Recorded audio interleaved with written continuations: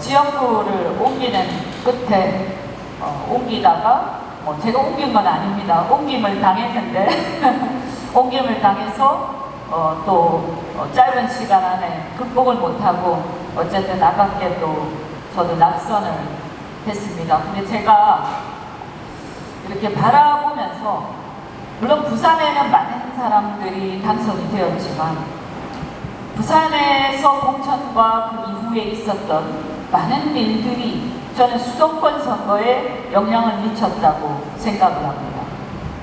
그리고 당연히 내년도 부산시장 보궐선거에서 우리가 어떻게 하고 어떤 후보가 나가느냐가 서울시장 선거에 또 영향을 미칠 것입니다. 그래서 수도권의 시각에서 봤을 때 설사 그게 수도권이 아닌 부산이라 하더라도 통합당이 저거밖에 안 되는구나 라고 한다면 저는 서울시장에 엄청난 영향을 미치고 곧 있을 대선에도 영향을 미칠 것이다 라고 생각을 합니다.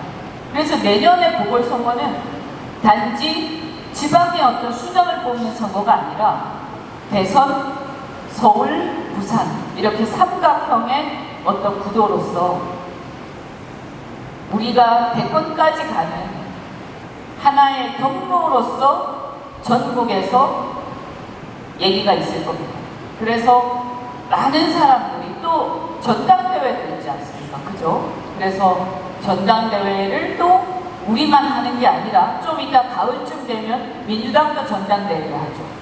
이런 과정에서 당권 주자들, 그 다음에 대선 주자들, 서울시장 주자들, 부산시장 주자들이 다 한마디씩 하면서 그 한마디씩 하는 과정에서 통합당이나 이 보수 우파들이 국민들한테 어떤 이미지를 각인시킬 것이냐 하는 것들이 다 영향을 미칩니다. 그래서 그냥 우리끼리 생각을 해서는 절대 안 된다라는 게. 그러면 저는 제가 민주당에서 정치를 시작을 했고 또 민주당을 탈당하고 나오면서 지금 많은 젊은이들이 민주당에 대해서 실망하고 있는 그 부분을 갖다가 저는 일찌감치 그것을 목격하고 그것을 고발하면서 비판하면서 제가 뛰쳐나온 사람이기 때문에 어떻게 보면 지금 바로 대한민국의 20대, 30대, 40대들이 민주당을 이탈하는 많은 사람들이 똑같이 제가 2, 3년 전에 느꼈던 것을 지금 느끼고 있다고 저는 생각합니다. 제가 그 당시에 한 많은 얘기 중에서 이 사람들은 사유재산권을 제한하려고 하고 토지공개념을 얘기하면서 사유재산권을 제한하고 또 자산을 가진 국민의 숫자를 줄여서 무상계급을 늘려가지고 모든 국민들이 국가가 던져주는 비스케트에 열광하도록 그렇게 만드는 것이 이들의 전략이다 라고 제가 얘기를 했는데 그때는 별로 사람들이 자기한테 일이 안 생기니까 크게 동요하지 않다가 최근에 들어가지고 부동산 재산세가 1가구 1주택에도 엄청나게 올라가고 그리고 임대차를 비롯해서 임대차 또 서울 같은 데는 엄청나게 또 올라가고 있죠. 그리고 대출을 못하게 규제를 해가지고 젊은 사람들이 좀 집을 늘려서 나도 좀 번듯하게 살아보자 라고 했던 사람들이 대출을 규제해버리니까 현금이 없으면 내 집도 살 수 없는 나라가 돼가고 있습니다. 그래서 현금이 많은 부자들만 집을 사고 현금이 없는 중산층이나 별 볼 일 없는 사람들은 네 집도 사지 마라. 국가가 알아서 주는 영세 임대 주택 이런 거나 기다리면서 그렇게 개돼지처럼 살아라 라는 게 지금 민주당에서 하는 정책 아닙니까? 그래서 알고 보니까 내 집 마련하는 걸 국가가 도와주는 게 아니라 내 집 마련하는 걸 방해하고 있어 국가가. 그래서 이건 뭔가 이상하다. 그래서 사실은 민주당을 지지했던 수많은 젊은이들이 내 집 마련 좀 해보려고 허리띠 졸라매서 대출받았다가 지금 다 해지하게 생겼어요. 다 길거리에 나앉게 생겼어요. 그래서 제가 행동하는 자유시민의 상임대표를 맡고 있는데 거기에 서울에 우리 중앙에 공익법률센터하고 납세자 보호센터가 있는데 우리가 헌법소원을 지금 진행 중에 있습니다. 그 준비를. 그래서 다음 주에 우리가 기자회견을 하고 서울의 그 부동산 대책으로 피해를 입은 사람들을 모아서 집단소송을 제기를 하고 그 온라인 카페에 함께 우리가 연대를 하고 있는 그런 상황입니다. 근데 사실은 보면요, 이런 것들이 사실 굉장히 중요한 문제 아닙니까? 왜냐면 우리의 민생이거든, 민생. 근데 제가 느끼는 게 뭐냐면 통합당은요 이런 이슈에 관심이 없어요. 이거 가지고 얼마든지 싸울 수 있는데 관심이 없어. 근데 이게 바로 보수 우파의 가치예요. 뭐죠? 재산권 보호, 사유재산 보호라는 그 보수 우파의 자유시장 경제의 그 자유민주주의의 가치, 그리고 우리 헌법에 나와 있는 가치고, 그것을 지키기 위해서 우리는 싸워야 되고, 그래서 그 재산권을 침해받는 국민들이 그걸 싸우는 우리를 보면서 와, 저 사람들이 바로 우리의 재산권을 지켜주는 사람들이야. 그러니까 우리가 저들을 열심히 밀어가지고 다음부터 우리 재산권이 침해받지 않도록 하자. 이렇게 돼야 되죠. 그래서 만약에 제가 솔직히 저는 민주당 출신이라 그런 것들을 잘하는지 모르겠는데, 제가 만약에 통합당 지도부 같으면 지금 제가 헌법소원 제기하고 기자회견하고 하듯이 당 차원에서 뭔가 할 것 같아요. 사람들 모아가지고. 그죠? 그래가지고 그 40대들 그 사람들한테 정말 절절하게 호소하고 뭔가 그걸 가지고 집회라도 하고 할 것 같은데 안 하더라고요. 그래서 제가 이제 여기 우리 애국 지사들도 많으실 텐데 제가 정말 말씀드리고 싶은 게 바로 그런 거예요. 태극기를 가지고 흔드는 이유가 뭡니까? 태극기를 흔드는 이유가 뭔가? 대한민국의 정체성을 지키기 위해서. 그죠? 그러면 대한민국의 정체성은 뭐냐? 자유민주주의와 시장경제인데 그것이 지금 침해되고 있는 이슈들이 막 있는데 그거 가지고 안 싸운단 말이지. 재산세를 갖다가 원래 늘리려면 법을 개정해서 세율을 올려야 되는데 그렇게 하면 저항이 걱정이 되니까 꼼수로 공시지가를 올려가지고 재산세를 왕창 올려버렸어요. 그런데 공시지가를 올리는 것도 공정한 어떤 기준을 가지고 일관되게 적용하는 게 아니고 어떤 데는 확 올리고 어떤 데는 별로 안 올리고 기준도 없고 별로 그다지 설득력이 없어요. 그래서 이렇게 주먹구구식으로 재산세를 2배, 3배로 올려가지고 소득이 없는 사람들, 집안채 가지고 겨우겨우 월급 받아가지고 아니면 또는 월급이 없는 노인들도 있어. 이런 분들이 좀 어떻게 해보려고 작은 월급을 가지고 소득이 적지만 돈을 빌려가지고 어떻게 해보려고 했는데 대출도 안 되지. 그런데 재산세가 몇백만 원이 나왔어, 서울에서. 그러면 어떻게? 소득이 없는데. 그죠? 대출이라도 받을 수 있으면 대출 받아가지고 갚을 텐데. 그것도 안 되지. 그럼 나가야 되나? 국가라는 것은 국민의 재산을 지켜주기 위해서 국가가 있는 거예요. 근대 사회가 이루어질 때 사람들이 모여가지고 부락을 이루고 뭔가 살아가는데 외적이 침입하고 하니까 내가 그때마다 무기를 들고 나서서 싸우기에는 너무 힘들어. 하루하루 살아가는데.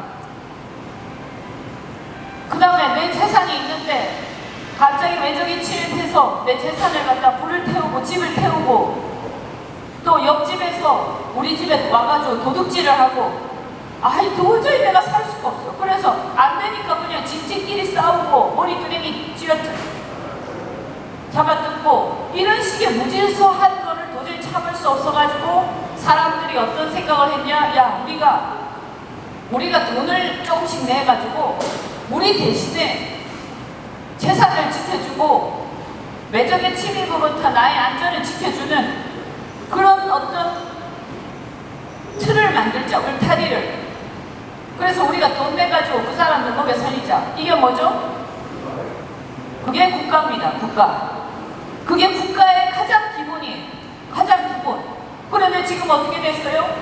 국가가 국민들한테 돈을 뜯어가지고 제대로 설명도 안 하고 세금을 막 올리더니 그걸 뜯어가지고 생색을 내. 근데 알고 보니까 처음에는 기쁘다고 감사하다고 받아서 이게 꽁돈인 줄 알고 너무 좋았는데 알고 보니까 우리한테 뜯은 세금이었어. 나중에 그거 모자란다고 그래가지고 또 더 뜯어가. 뜯어가기 전에는 충분히 설명이라도 해야 되는데 설명하기가 귀찮고 부담스러우니까 공시지가를 올려가지고 몰래 뜯어가는데 딱 고지서를 보니까 기가 찬 거죠. 그리고 집을 갖다가 마련하려고 내가 애써가지고 돈을 모으고 있는데 그 돈 모으는 거를 장려하지는 못할 망정 앞으로 돈을 모으지 마, 돈을 빌리지 마, 돈이 없으면 집을 사지 마, 집을 풀려나갈 생각도 하지 마. 국가가 알아서 다 떨어져가는 임대주택 줄 테니까 그것도 다 못 주니까 줄 서 있어. 이렇게 해서 노예로 길들이는 겁니다. 노예로. 어느 순간 각자가 자기의 주인이었고 나의 재산과 나의 안전을 지키기 위해서 국가라는 것을 체계를 만들어서 세금을 내기 시작했는데 나중에 어느 순간 보니까 그 위정자들과 국민들이 주권자가 뒤바뀌어가지고 주권자가 노예가 되고 있는 그 사회. 그게 뭐냐? 사회주의 국가입니다. 내가 주인이기 때문에 나한테 국가가 법에 규정된 거 말고 지나치게 나한테 이래라 저래라 하면 안 돼. 내가 주인이니까. 그게 뭐냐면 그게 바로 자유민주주의 사회. 그래서 이 노예가 돼가는 이런 문제가 너무 심각한데요. 그런데 이런 것들을 제가 지금 자유민주주의에 대해서 얘기를 한 거예요. 근데 그 자유민주주의가 침해되고 있는 게 바로 우리 현실에서 지금 세금과 내 집 마련과 이 부동산 대책에 의해서 다 눈에 보이게 침해되고 있어요. 그러면 소위 보수 우파라는 정치 세력은 그걸 가지고 세게 나오면서 절대로 용납할 수 없다. 우리 헌법에 자유민주주의의 근간을 흔들고 있는 너네들은 우리가 절대로 용납할 수 없기 때문에 이걸 가지고 우리는 싸우겠다. 이렇게 해야 되는 거예요.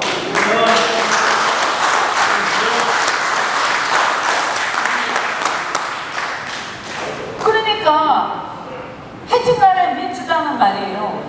옛날에 민주화 세력이었다고 하면서 그걸로 막 이렇게 생색내고 하는데 아니 자유세력이라고 하면서 재산권 침해라는 가장 자유세력의 근간은 그 본질적인 문제가 대두되고 있는데도 그래서 국민들이 촛불 집회를 하고 있는데도 아무도 신경을 안 써.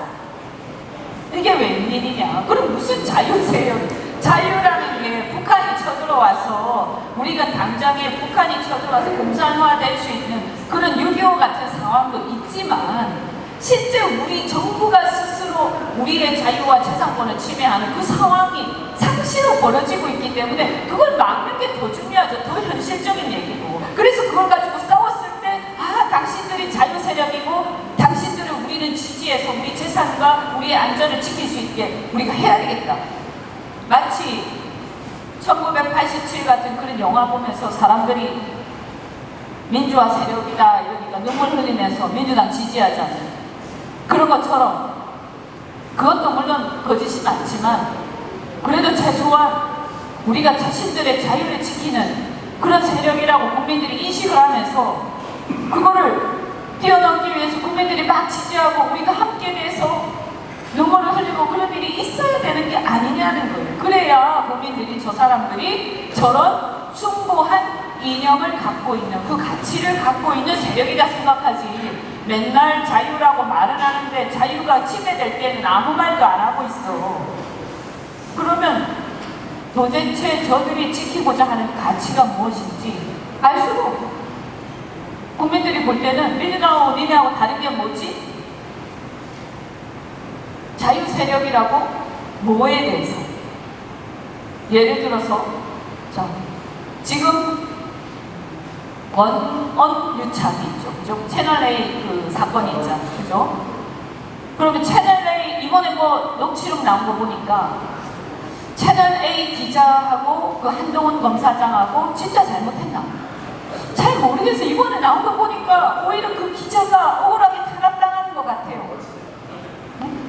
그럼 뭐죠? 이거는 언론의 입에 재갈을 물리는, 다른 기자들한테 너네 말이야, 우리가 허락도 안 했는데 멋대로 취재하고 싸돌아다니면서 우리 까는 그런 기사 쓰면 죽을 줄 알아, 그 얘기 하는 거 아니에요. 응? 그래서 언론을 갖다 탄압하는 건데 이건 뭐죠? 언론의 자유의 침해죠. 근데 이 언론의 자유가 침해되고 그 당사자인 기자가 구속까지 됐는데, 야당이면 그 기자가 구속되는 그 현장에 나가서 의원들이 모여가지고 농성을 좀 하든지 그래야지. 그렇지 않습니까?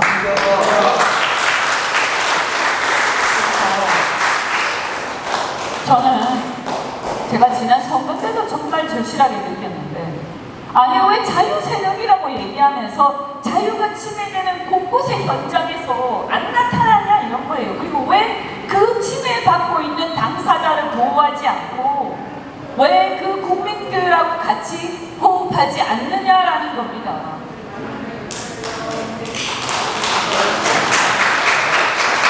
그래서 제가 정말 부탁드리고 싶은 게, 그냥 나가서 태극기를 흔드는 게 그것도 감사한 일이고 애국하는 일입니다. 그렇지만 그걸 그냥 뭐 왜 어떻게 해야 되는지 모르고 그것만 흔드는 게 능사가 아니라는 거예요. 우리 주변에 우리가 생각하는, 그 숭고하게 생각하는 자유라는 가치를 침해당하고 있는 수많은 사람들이 있고, 그러면 그 사람들을 위해서 우리가 앞장서서 싸워줄 수 있어야 하고, 그 사람들을 우리가 보호해줄 수 있어야 하고, 그리고 그런 것을 위해서 싸우는 사람들이 국회에 들어가고 해야 되는 거 아니냐는, 그래야 자유세력이죠.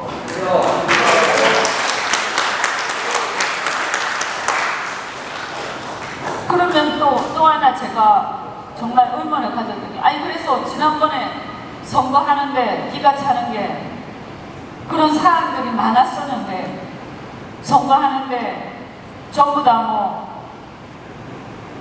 자기 지역구에서 코박고 정신이 없으니까, 저도 정신이 없고 좀 이렇게 이 말할 수 있는 사람들을 조금이라도 편하게 해줘야 말을 할 텐데, 전부 다 어려운 데 가가지고 정신이 없으니까 누구 하나 말하는 사람이 없고, 이슈가 터지고 있어도 한마디도 당의 이름으로 나오는 메시지가 없었어요.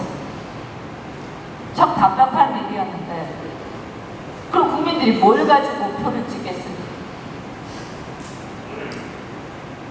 또 하나가 제가 굉장히 안타깝게 생각하는 게, 마치 말이에요, 그 보수 우파하고 반대되는 게 개혁인 것 같아요. 그러면 그 거꾸로 얘기하면 보수 우파는 반개혁 세력인가요? 이상하지 않습니까? 왜 보수 우파는 반개혁 세력이고 그거에 반대하면 개혁이 됩니까? 왜 태극기를 비난하고 왜 우파 보수를 비난하면 개혁 보수가 됩니까?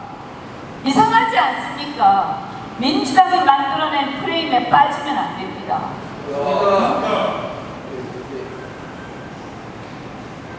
개혁이라는 것은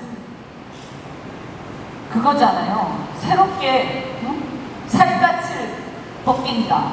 그러니까 새로워지는 거죠. 잘못된 것을 바꾸고 새로워지는 거. 그러면 새로워지지 않으려고 몸부림치는 게 무엇입니까? 그게 우파입니까? 그래서는 안 되죠. 그래서 개혁적인 과제를 발굴해서 개혁적인 과제를 끊임없이 얘기를 해야 되는 겁니다. 그럼 뭘 개혁을 하냐? 뭘 개혁을 하냐? 예를 들어서 지금도 마찬가지예요. 야당의 제1야당이 통합당이니까 통합당에 책임당원들이 있어. 통합당에. 그런데 통합당의 책임당원들은 제가 보니까 당협위원장이 줄 세우는 대로 가더라고요. 그리고 당협위원장이 틀린 얘기를 해도 그래도 우리 위원장이 말씀하시는데 들어줘야지. 그래갖고 자기가 생각할 때 나라를 위해서 부산을 위해서 그렇게 가면 안 될 것 같은데 그래도 당협위원장님이 말씀하시니까 틀린 거라도 따라줘야지. 이게 통합당의 책임당원들의 현주소예요. 제가 보니까. 제가 좀 듣기 거북하다면 죄송한데 저는 민주당에서 정치를 시작했기 때문에 와가지고 이렇게 몇 년 이쪽 진영으로 넘어오면서 제가 그 주사파와 운동권이 싫어서 넘어왔지만 정말 왜 개혁이라는 것을 저쪽이 독점하고 여기는 개혁을 하면 안 되는 거지? 여기는 마치 개혁의 대상처럼 스스로 되어 있나? 그리고 뭔가 달라져야 되면 당원들이 들고 일어나서 얘기도 하고 막 해야 되는데 안 해요. 당대표가 정말 말도 안 되는 짓을 해도 당대표님이니까 다 봐줘. 그냥 다 박수치고. 그리고 예를 들어서 높은 사람이 뭐 하면 뒤에서 막 욕하다가도 높은 사람이 이렇게 딱 보면 갑자기 90도로 절을 하면서 오셨습니까? 그렇게 하지 마세요. 네? 그렇게 하지 마세요. 뭐 때문에? 그냥 우리가 예의는 바르게 행동을 해야 되지만 물론 막 거칠게 예의 없게 그러면 안 되죠. 그렇지만 줄 서고 하는 그런 문화는 잘못됐습니다. 저는 한 번도 정치하면서 어떤 계파에 줄 선 적이 없습니다. 불이익을 엄청나게 많이 당했습니다. 줄을 안 서니까. 줄을 안 서니까 건방지다고 생각하고 줄을 안 서니까 아무도 보호해주지 않습니다. 근데 한 번도 그런 적이 없었기 때문에 지금 와서 내가 그렇게 할 바에는 처음부터 그러면 아니하면 못하죠. 그죠? 그런데 보니까 실질적으로 국민들한테 아무 인기도 없으면서 그런데 이 안에서는 어떤 묘한 질서가 있어요. 국민들은 다 싫어하는데 그런데 이 안에 묘한 질서가 있어가지고 그게 뭐죠? 그게 기득권이라는 거예요. 그 기득권에 복종하고 따르지 않으면 계속 불이익을 주고 배제하면서 그들만의 리그가 생깁니다. 그런데 그것이 국민들의 민심하고 완전히 괴리되어 있기 때문에 그렇게 충실하게 하면 할수록 국민들로부터 버림받습니다.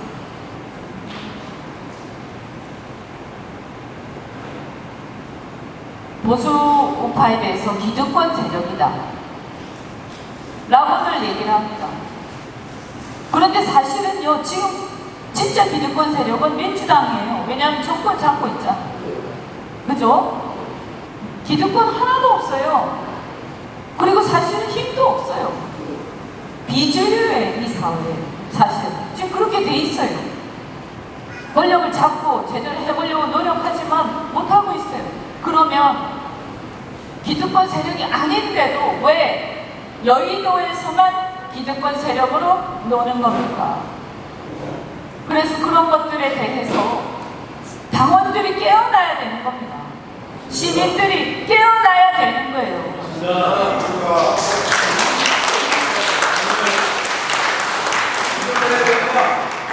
그래서 제가 뭐 오늘 보니까 이제 부정선거 얘기도 하시고 여러 가지 얘기하시는데, 제가 떨어진 입장에서 자꾸 얘기하면 참 이게 지가 떨어져서 그렇다 이런 말 들을까봐 말을 잘 못하는데, 가끔씩 얘기합니다. 가끔씩. 그런데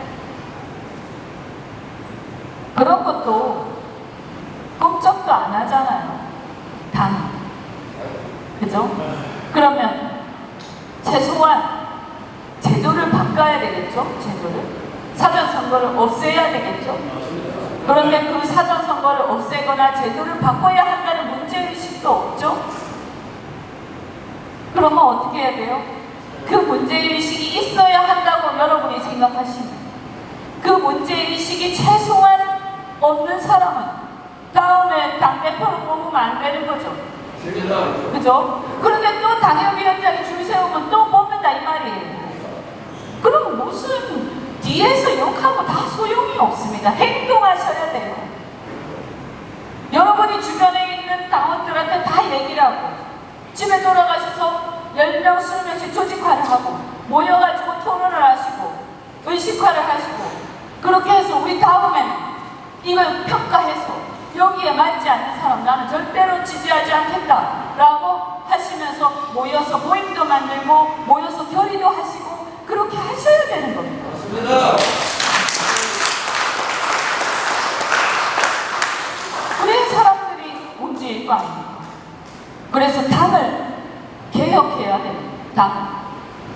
밑에 밑바닥에 당원들이 아무리 얘기해도 귓등으로 흘려듣고 전혀 신경 쓰지 않는다면 그럼 뭡니까 도대체? 아까 제가 노예의 삶이라는 얘기를 했는데, 국민이 마치 지금 자유를 자꾸 빼앗고 재산권을 침해하면서 자기들이 위임받은 권력 가지고 국민을 갖다가 지배하려는 그 노예의 근성을 자꾸 이렇게 부각시키려고 하는 그런 상황을 우리가 극복을 해야 되는 것처럼, 똑같이 정당 안에서도 우리가 이 정당 정치를 하면서도 당원들이 자신들의 이 권리를 스스로 찾아야 돼요.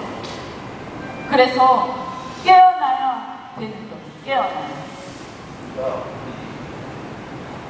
개혁이라는 이슈에 대해서도 제가 여러 가지 얘기를 했지만, 이번에 조금 아쉬운 건 뭐냐 하면, 부정선거 이슈가 이렇게 한쪽에서 돌아가고, 그런데 그것만 또 이렇게 하다 보니까 저는 좀 제가 볼 때 아쉬웠던 부분은, 우리가 이번 총선은 왜 패배했는가에 대해서 평가가 사라졌어요. 평가. 그래서 왜 패배했는가를 알아야, 한쪽에서는 부정선거가 있겠지만 또 부정선거뿐만이 아니라 그래도 잘했다고 하나도 볼 수가 없어. 아까 제가 말씀드린 것처럼 메시지, 공천, 아젠다 아무것도 없었어요. 지도부.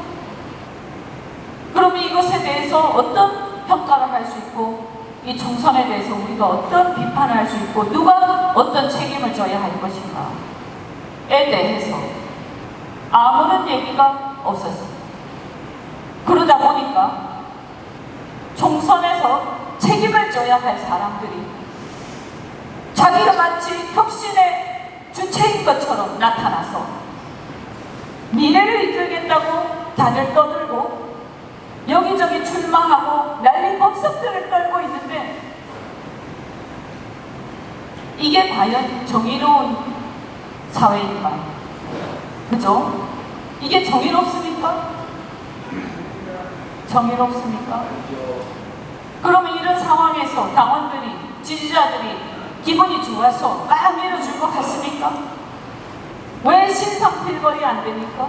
잘못한 사람은 책임을 지고 잘한 사람한테 상을 주고 하는 게 가장 근본적인 정의의 개념인데, 열심히 한 사람들은 바보가 되고 잘못을 저지른 사람들은 책임을 안 지고 오히려 자신들이 미래의 주인공이라고 하면서 여기저기 출마하고 난리법석을 떨고 있는 이 상황을 보면서 어떻게 승리할 수 있겠는가?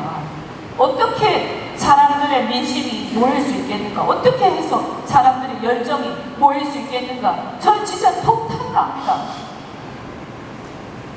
그래서 이런 것들을 저는 개혁해야 된다고 생각합니다. 보수 우파가 성공하려면 저는 우리한테 있는 어두운 문제들을 뜯어고쳐야 된다. 깨어나서 뜯어고쳐야 된다. 근데 그거를 어떤 지도자가 한 분이 나타나서 우리를 끌고 가주기를 백날 기다려봤자 안 나타난다. 그 지도자는 그냥 하다 보면 나오게 돼 있고 한 명 한 명이 깨어나서 행동해야 된다고 저는 진짜 말씀을 드립니다.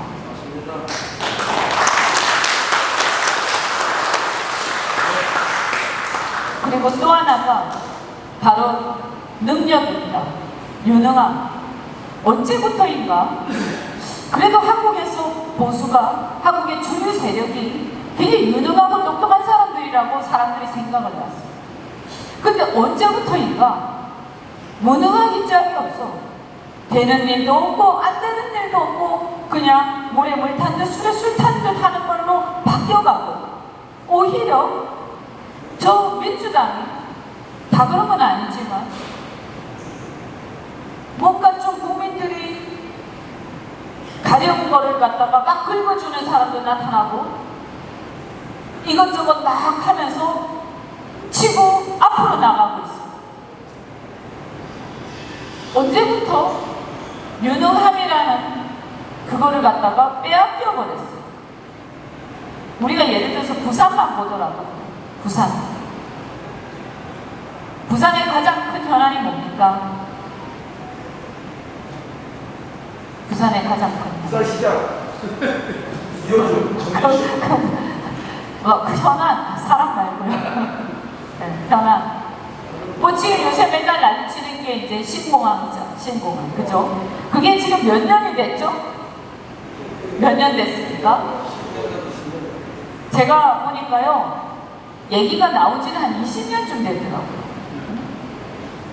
근데 한 20년이 됐어. 그러면요, 20년 동안 거짓말을 계속 해온 부산의 정치권에 대해서 또는 정권에 대해서 우리가 들고 일어나야 되지 않겠습니까? 20년 동안 여야를 떠나서 거짓말을 계속해왔어요. 아니면 의지가, 왜 제가 거짓말이라고 얘기를 하냐? 하고 싶은, 해야겠다는 의지가 없으면서 있는 것처럼 포장을 해왔어요. 왜냐하면 뭘 하더라도 하려고 마음먹었으면 했을 거예요. 작은 규모에서라도 시작을 했을 거예요. 뭐 옛날 정권에서 김해공항을 확장하자, 또 지금 보면 용남권 신공항 해가지고 가덕도를 해야 된다. 모든 간에 시작을 했겠지. 20년 전에 시작을 했으면요, 그냥 김해공항 확장을 하고 그 사이에 막 추진해갖고 가덕도 신공항도 벌써 지금쯤은 결혼했을 거예요. 근데 아무것도 안 하고요, 서로 어떻게 되냐면 우리가 못하면 너도 하지 마. 우리가 주장하는 게 안 됐으니까 네가 주장하는 것도 못하게 하겠어. 이래가지고 20년 동안 아무것도 안 되는 상태에서 시간만 보내고 때만 되면 정치적으로 이용해 먹고 있어요. 여러분 화나지 않습니까? 저는요, 제가 부산에 와서 정치하는 게 지금 얼마 안 돼서 그런지 모르겠는데 저는 화가 엄청나게 나거든요. 도대체 누굴 바보로 아나? 그만해라.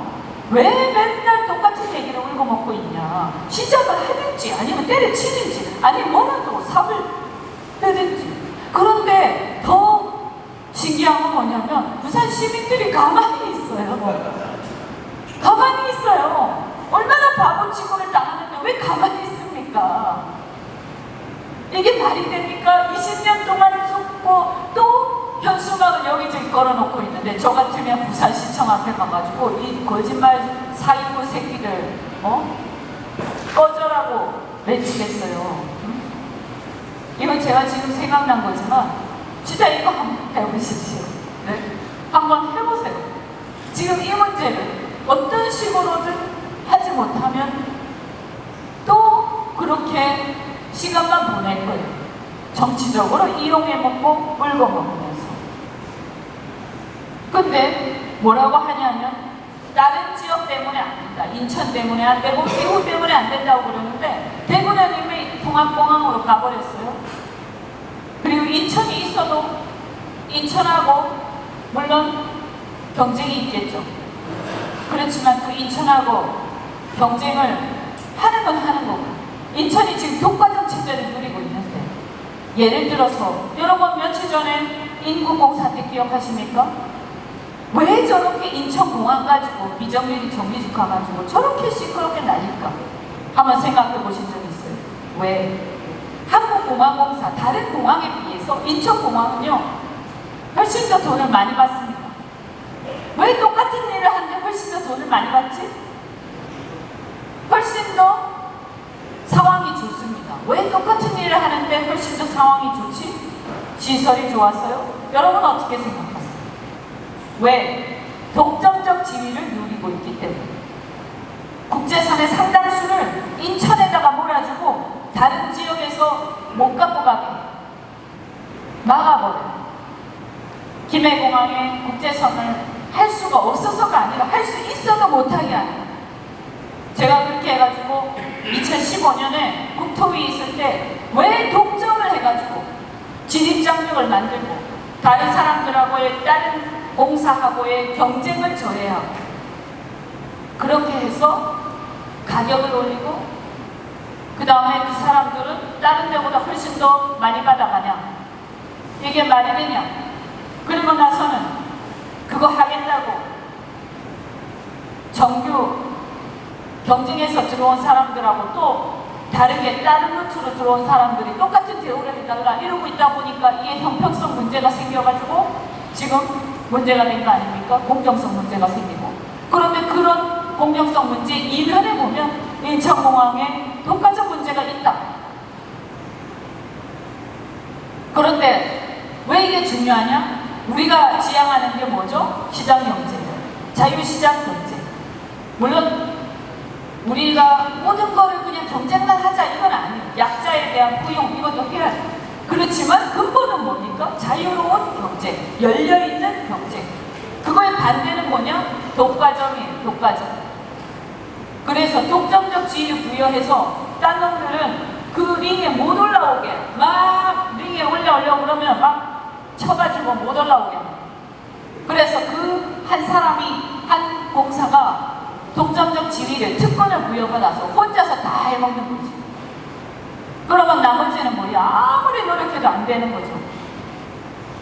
그러니까 그 독점적 지위에서 오는 그 부를 가지고 서로 또 싸우는 거예요. 나머지는 뭐죠? 바보입니까? 우리나라 경제가 국민들이 그렇게 하라고 했나요? 뭐 때문에? 왜 인천에 독점적 지위를 부여해야 되죠?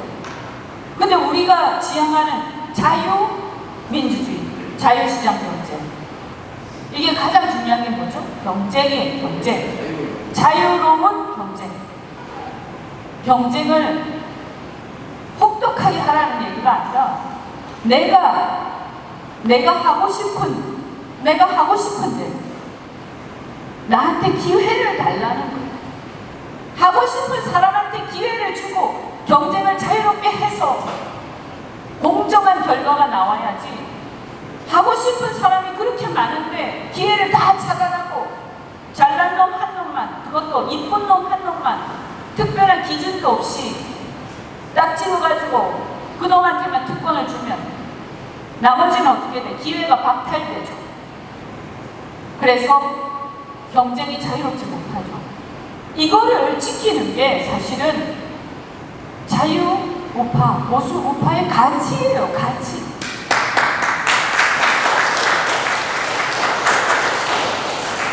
그래서 우리는 인천공항의 독점에 대해서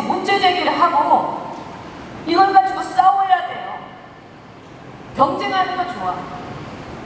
근데 같이 하자. 니도 하고 나도 하고 그러는 거지. 왜 우리는 못하게 하고 니는 하냔 말이야. 누구 마음대로.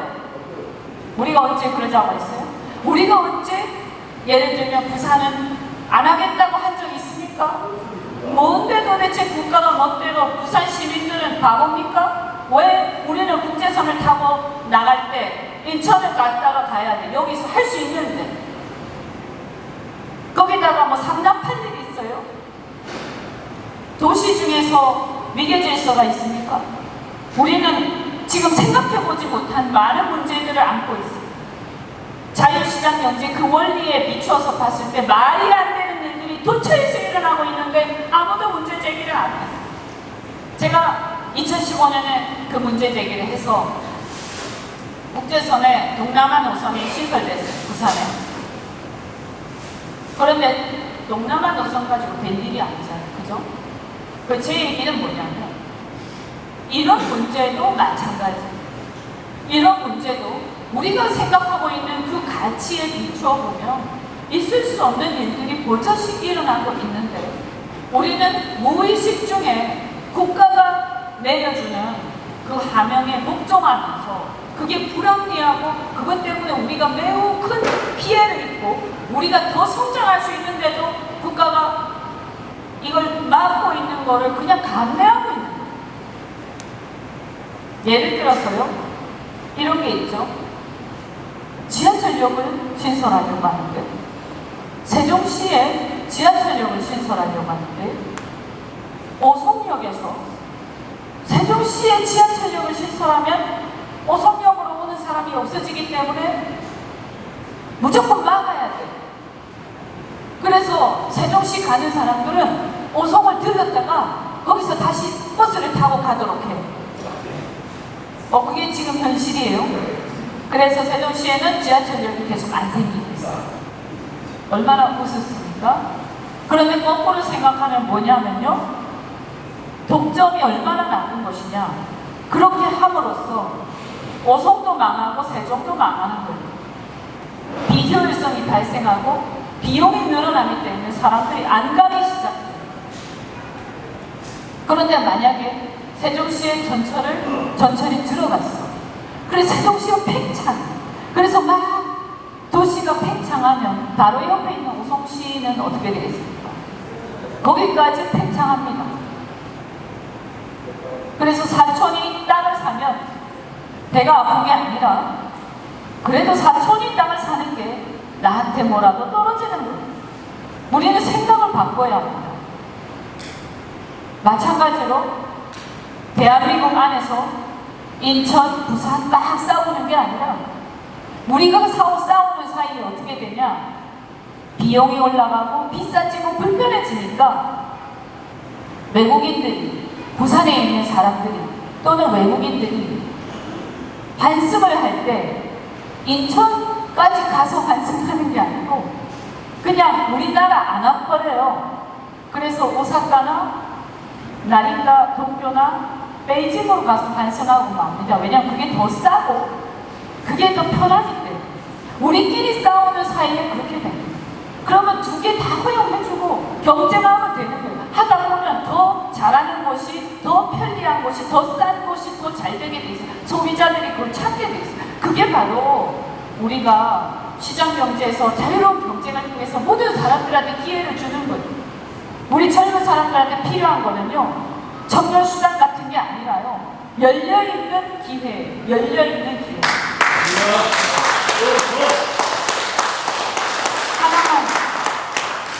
하나만 더 말씀드리고 마치겠습니다. 제가 이 얘기를 왜 했느냐. 우리 보수 우파는 우리가 생각하는 그 이념과 사상을 그냥 그걸 그대로 말로만 하는 게 아니라 우리 주변에서 벌어지고 있는 수많은 사례에서 우리가 우리의 사상과 이념을 얘기를 했을 때 국민들로부터 박수를 받을 수 있는 게 너무나 많은데 그 얘기를 안 하고 있어요. 그건 왜 그럴까? 제가 생각할 때는 어쩌면 지도자들이 정말로 자유란 무엇인가, 자유시장이란 무엇인가 이런 거에 대해서 이해가 좀 부족하거나 아니면 딴 생각하는 거 아닌가 하는 의심이 가끔 듭니다. 그런데 인제 현대 사회는요, 당원들, 지지자들이 그냥 스스로 하는 거예요. 안 하면 여러분이 하세요. 모여서 토론하고, 모여서 사람들 함께 논의하고 깨어있는 똑똑한 시민이 되어야 됩니다. 그래야 정치인들도 똑똑한 사람들이 뽑히는 거예요.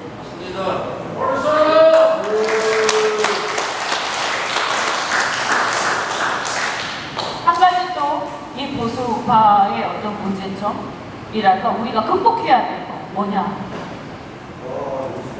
바로 역사 문제입니다. 역사. 여러분한테 당신 독재자의 후예 아니야? 군사정권 찬양하는 거야? 군사독재의 후예 아니야? 라고 물어보면 갑자기 사람들이 조용해집니다. 아니면 멋이다 이러면서 막 얘기하는데 논리가 없어요. 그런데 우리가 정치에서요 굉장히 중요한 게 바로 상징 자산이에요. 상징 자산. 대한민국의 역사는 건국, 산업화, 민주화 이렇게 발달해 왔는데 누구나 이제는 민주주의가 우리 국기처럼 됐다라고 다 생각합니다.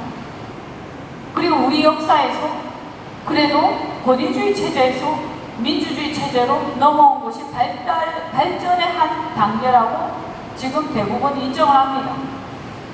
거기서부터 이제 헷갈리기 시작합니다. 그러면 우리는 이미 차불간 세력인가? 이제 헷갈리는 거죠. 왜 이런 일이 생기느냐? 그리고 민주당은 자신들이 민주화 세력이라고 하면서 계속 선전을 해대고 그래서 자신들이 지금 역사적 정통성을 갖고 있는 집단이라고 선전을 합니다. 그 얘기를 듣다 보면 헷갈립니다. 그래서 젊은 사람들이 거기에 다 넘어갑니다. 왜냐하면 젊은 사람들은 역사가 발전하는 것을 선호하거든요. 그럼 역사가 발전을 한다고 보면 그 최근 역사의 발전 단계에 있는 그 세력이 더 나은 거 아니냐? 그러면 이미 한물간 세력은 이제 역사 뒤안길로 가야 되는 거 아니냐? 민주화하고 반하는 세력 아니냐? 독재 세력 아니냐? 이렇게 생각을 하기가 십상이죠. 그리고 또 그렇게 얘기들 합니다. 민주당 정권이 그렇게 얘기들을 하죠. 사람들을 그렇게 세뇌를 시킵니다. 그러면 그거에 대해서 여러분이 과연 명확하게 정리가 되어 있냐 생각. 그냥 막 소리 지르는 거 말고 정확하게 논리적으로 답변할 수 있는가. 저는 이 부분에 대해서 역사에서의 상징자산은 매우 중요하기 때문에 이거에 대해서 여러분이 그래도 보수의 작은 단위에서라도 리더라고 하시면 이거를 정리하고 계셔야 된다고 생각을 합니다. 역사는 각자가 해석하는 거지만 제 나름대로 해석한 거를 여러분께 말씀을 드리겠습니다. 제 책에 나와 있긴 합니다. 나는 왜 싸우는가 라는 책에 제가 몇 년 동안 이 민주당이 이 주사파 운동권이 싫은데 나라를 위해서는 안 되는데 그런데 내가 탈당을 해서 보수 우파와 행동을 함께 하자니 그 부분에 대해서 머릿속이 정리가 안 돼서 계속 깨름직하게 남아있어서 탈당을 못하고 계속 고민만 했는데 제 나름대로 정리한 건 뭐냐면 제가 볼 때 그렇습니다. 우리가 서양의 근대사를 보면 국가가 발전하는, 사회가 발전하는, 인류가 발전하는 단계는 거의 대동소이한 것 같아요. 그런데 큰 틀에서 보면요. 근대화 과정에서 국가는 일단 뭐냐면 여러분 제일 잘 아는 게 이제 산업혁명이죠. 산업혁명. 그죠? 그 산업혁명이 왜 생겼습니까? 일단 뭡니까? 산업혁명이 생기려면 뭔가 강력한 권력이 있어야 돼요. 강력한 권력. 그래야 이게 밀어붙여가지고 추진을 할 거 아닙니까? 그죠? 그것들은 강력한 권력 안에서 생겨요. 르네상스도 강력한 권력 후원을 받아서 문화예술이 발달을 한 거예요. 그래서 서양에서 절대 왕권식, 그리고 또는 좀 늦은 후발국가는 국민국가식, 이런 상황에서 그 강대국들이 자원을 독점하고 하면서 그런 것들, 그런 어떤 힘에 힘입어가지고 산업혁명이 일어나는 거예요. 제가 뭐 역사학자 아니까 더 자세하게는 말씀을 못 드리겠어요. 그런데 똑같아요. 바로 대한민국도 똑같아요. 건국한 다음에 강력한 권력이 있었기 때문에 산업화가 가능했던 거예요. 예를 들어서 백날 무슨 산업 대한민국 경제개발 몇 주년 계획을 막 세우고 몇 개년 계획을 세워봤자 권력이 강력하지 않으면요 아무도 따라하지 않아요. 하라고 해도 누가 합니까? 응? 권력이 강력하고 추진력이 있고 거기에 많은 사람들이 집중하고 있고 거기에 많은 여러 인프라들이 집중을 하고 결정을 하고 쫙 가기 때문에 그 산업혁명이 일어났던 거예요. 회사도 똑같아요. 회사도 뭔가를 개발하고 뭔가를 만들어내는 벤처기업들은 어떻게 돼 있어요? CEO 중심으로. CEO가 그 대신에 뭐냐면 시키기만 하는 게 아니라 본인도 밤새도록 같이 연구해요. 그래서 CEO가 같이 전부 다 일심동체가 돼서 개발을 하고 연구를 밤새 할 때 뭔가가 나오는 거예요. 그런 것처럼 그런 국가의 그런 단계에 이르렀을 때 산업혁명이라는 것이 일어난다. 그래서 대한민국도 그런 상황이 있었기 때문에 산업화가 성공할 수 있었다. 그냥 되는 거 아니에요. 예를 들었어요. 여러분 인도 보세요. 얼마나 민주주의가 발달했어요. 그런데 정말 지지리도 못 살잖아요. 그 나라가 산업화가 제대로 되고 근대화가 제대로 된 나라입니까? 아니잖아요. 민주주의가 발달하고 그런 정치가 선진화돼도 그런 산업화 단계, 그러니까 강력한 권력이 뭔가 추진해 나가는 그 단계를 거치지 못하면 산업혁명은 일어나기가 상당히 어려워요. 그러니까 모든 일은 양면이 있는 거예요. 양면성이 있는 거예요. 좋은 점이 있으면 그 동전의 양면이라는 게 있기 때문에 우리는 그 나쁜 면이 있지만 또 그 좋은 면이 있는 겁니다. 그래서 그렇게 강력한 권력이 있었기 때문에 그것이 권위주의 체제로 연결되고 또 때로는 사람들이 피해를 입기도 했지만 또 반면에 그것 때문에 산업화가 있을 수 있습니다. 마찬가지로 영국에서도 독일에서도 이런 나라들이 산업화에 성공할 수 있었고 산업혁명이 일어났던 것은 해가 지지 않는 나라 강력한 절대 왕권이 있었기 때문에 가능했던 거죠.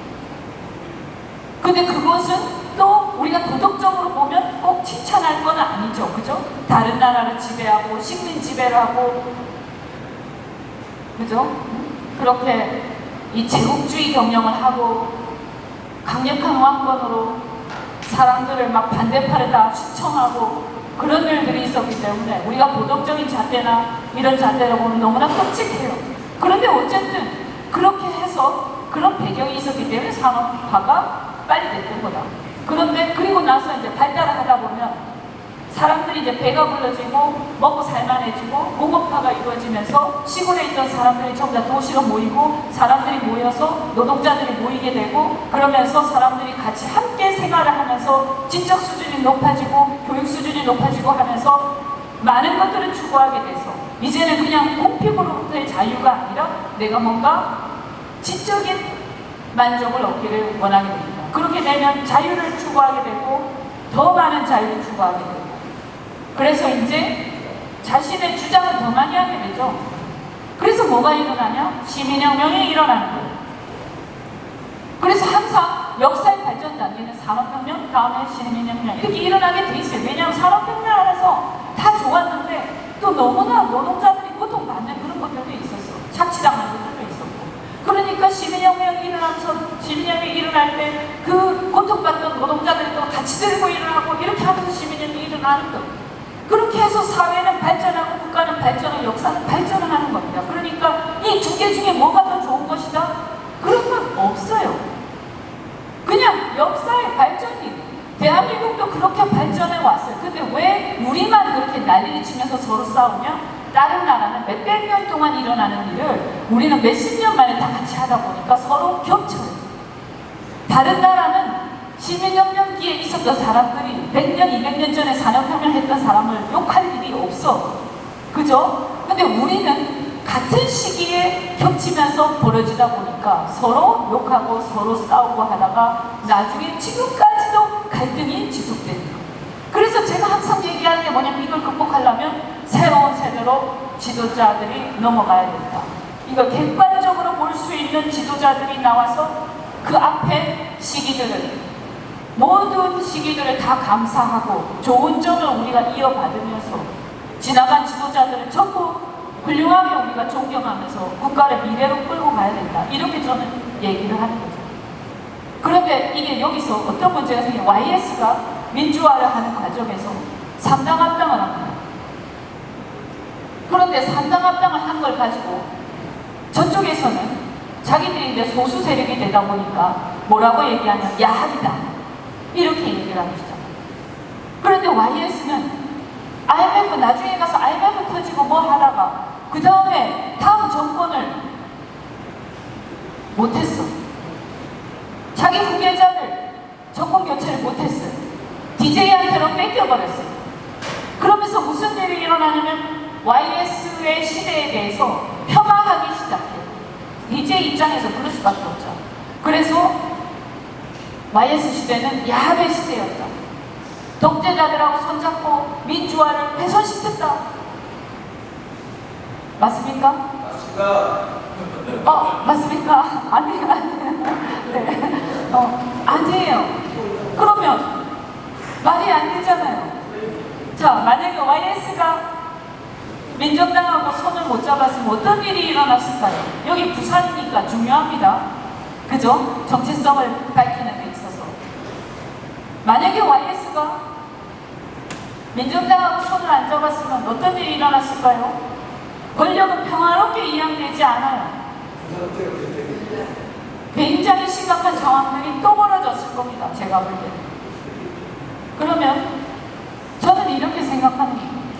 어쨌든 간에 그 전에 산업화 시대가 굉장히 위대했음에도 불구하고 시대적 사조로 시민혁명기, 그러니까 민주화 시대는 올 수밖에 없었다.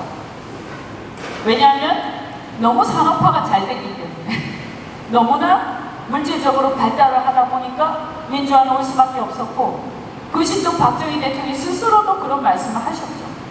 그래서 민주화가 왔는데 그 시대가 도래를 하는데 폭력적인 상황을 극복을 하고 더 이상 그것을 확대시키지 않고서 그냥 평화롭게 민주화로 이양할 수 있었던 것은, 저는 군부와 그 당시의 군부 온건파와 YS 온건파 민주화 세력이 손을 잡았기 때문이라고 생각을 합니다. 명예혁명이라고 생각을 합니다. 물론 부족한 게 많이 있습니다. 명예혁명을 해놓고 역사를 제대로 정리를 하지 못하다 보니까 야합이니 뭐니 하는데 끌려다니고 자기가 후계자를 제대로 못 세우고 이해창 씨하고 이게 잘 안 됐잖아요. 그죠? 그러다 보니까 DJ가 잡으면서 이거를 폄하하기 시작하죠. 그 앞에 역사를. 그리고 본인도, YS 본인도 사실은 손을 잡아놓고 이 잡는 것의 역사적 의미에 대해서 정리를 제대로 못했어요. 그러면 이제 와서 저는 좀 정리가 돼. 왜? 민주화라는 것은 두 가지가 있어요. 자유민주화와 인민민주화. 그죠? 처음에 DJ 세력이 생각했던 것은 YS랑 같이 있을 때 저는 자유민주화였다고 생각을 합니다. 그런데 DJ는 워낙에 자신이 있는 사람이었기 때문에 주사파를 비롯한 그 좌파 소위 진보 세력들하고 손을 잡았어요. 왜냐하면 YS가 절로 가버렸기 때문에 자기는 도저히 누군가 손을 잡지 않으면 정권을 잡을 수가 없어요. 그래서 이 좌파들하고 손을 잡았는데, 손을 잡다 보니까 이 좌파들이 그냥 좌파가 아니라 아주 심각한, 거의 이 이적 행위를 불사하는 이런 사람들까지 막 섞여 있었던 거죠. 그래서 그렇게 막 가다 보니까 이제 어떻게 됐어요? 이제 드디어 이 민주당은 인민민주주의를 전체주의를 지향하는 듯해 말하는 거 보면, 그리고 정책도 보면 사회주의적인 정책을 막 내놓고 있어요. 그럼 뭐냐? 제가 볼 때 YS의 민주화 세력은 자유민주화 세력이었다 이런 거죠. 그래서 저는 이렇게 봅니다. 부산이 YS의 근거지였잖아요. 그래서 이 자유민주화 세력을 인민민주화 세력하고 분리시키고, 그리고 이 자유민주화 세력이 그 전에 자유민주화 세력, 그러나 자유민주주의를 지키기 위해서 산업화를 촉진시키고, 그리고 북한에 대해서 강력한 방공 정책을 취했던 그 세력들, 민정계 세력들하고 어떻게 보면 연결이 됩니다. 말하자면 서양에서 시민혁명이 일어날 때, 나중에 시민혁명이 일어난 다음에 서양에 어떤 일이 생기냐면요, 시민혁명의 세력이 두 가지로 분화가 됩니다. 서양에서 자유민주주의, 그러니까 자유주의 세력들하고, 자유주의 세력들도 귀족들한테 한 거 있을 거 아니에요, 그죠? 그래서 자유주의 세력들하고 그 다음에 사회주의 세력으로 분화가 됩니다, 서양에서. 그런데 가만히 보니까 사회주의가 더 심각하거든요. 그래서 서유럽에서는 이 사회주의자들을 배척하고 근절하기 위해서 그 전에 시민혁명기에 보수였던, 귀족 출신이었던 보수주의자들하고 이 시민혁명기의 혁명 주체 세력이었던 온갖 자유주의자들하고 손을 잡습니다. 그래서 사회주의를 막아냅니다. 공산주의. 서유럽에서. 똑같습니다. 대한민국도. 자유민주화 세력과 그 전에 일종의 보수주의 세력에 가까운 산업화 세력이 손을 잡고 대한민국이 더 심각한 상황으로 가는 것을 저는 막으려 한 그런 부분이 분명히 있었다. 그런데 그 이후에 이 역사를 정리하지 못하다 보니까 그 순간에 다음 정권에 가면서 폄하되고 이게 야합이라고 몰아붙이면서, 그런데 이쪽 민정당 이쪽에서는 역사의식이라든지 이런 것들을 정리해야 한다는 상징 자산이 너무나 정치하는 데 중요하다는 것을 망각하고 있었기 때문에 그것을 몇십 년 동안 그냥 넘겨버렸어요. 이것을 우리는 정리를 해야 됩니다. 이것이 정리가 되면 저는 이제는 대한민국의 민주화 세력도 우파입니다. 왜냐하면 대한민국의 민주화는 자유민주화지 인민민주화가 아니기 때문입니다. 그래서 여러분이 자부심을 가지고 대한민국의 역사의 주류는 바로 우리다, 특히 부산에 있는 자유민주주의 세력이다 라고 생각을 하셔도 좋을 것 같습니다. 이것을 널리 알려주시기 바랍니다. 감사합니다. 네, 감사합니다. 장시간 동안 이현주 변호사님께서 한국 보수파에 대한 이야기를 했습니다. 다시 한번 뜨거운 박수 한번 해주십시오.